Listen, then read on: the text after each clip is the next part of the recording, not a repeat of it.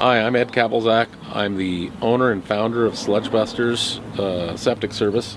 We are in Ramona, California, and we specialize in pumping and cleaning of septic tanks. We do some septic repairs. We also have a portable toilet company called European Portable Sanitation. One of the problems facing our industry is in California they have very stringent S.M.O.G requirements.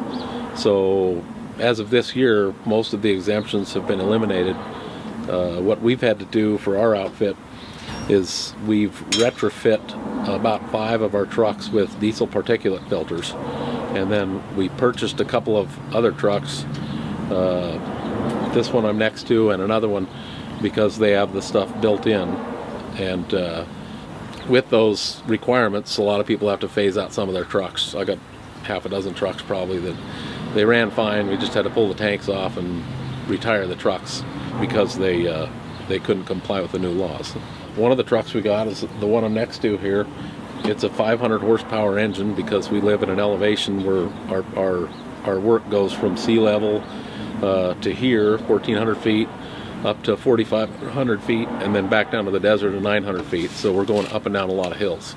We decided to order this truck built to our specs so that we could put a water-cooled pump on it. One thing that happens with these trucks is a lot of the space along the chassis where you add your accessories like your pump or a toolbox has been taken up by the S.M.O.G equipment. One of the most important assets any service company can have is its employees. To me, those guys are more important than all these trucks, all this equipment. I have people that have been with me for a considerably long time. The whole thing is, when things get slow, I have to make sure that they all work full time. So we started in the repair business. We got to specialize and do the majority of our work in the pumping business, but we can still do repairs. I'm still a licensed engineering contractor.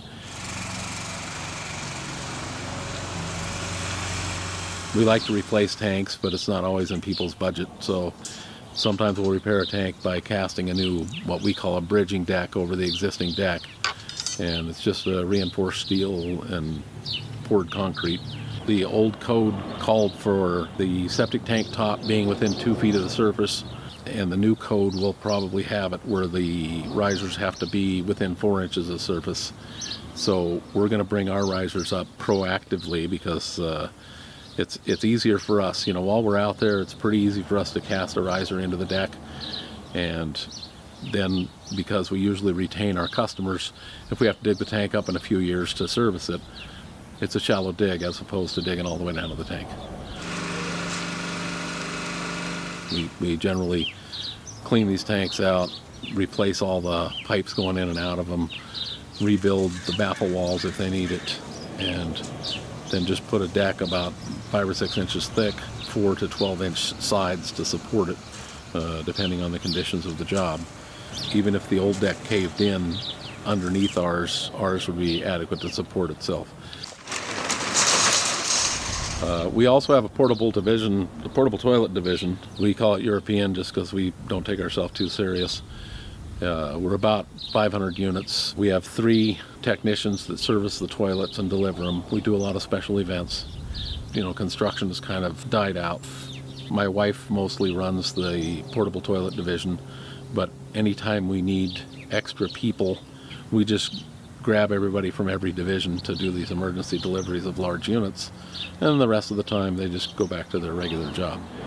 Other companies are retiring their septic trucks, and sometimes all in one piece, and they auction them off, and so there's a few startup companies that just buy an old truck for very cheap and jump into the business. And the problem with that is the competition keeps the prices pretty low, especially when we have the overhead of making payments on our particulate filters in our new trucks. But eventually, when the state cracks down, I imagine I'll be ahead of the game because everything we have right now is compliant, and anybody who started with something not compliant will probably disappear at some point. At that point, I hope maybe our prices will go up enough to support the new payments.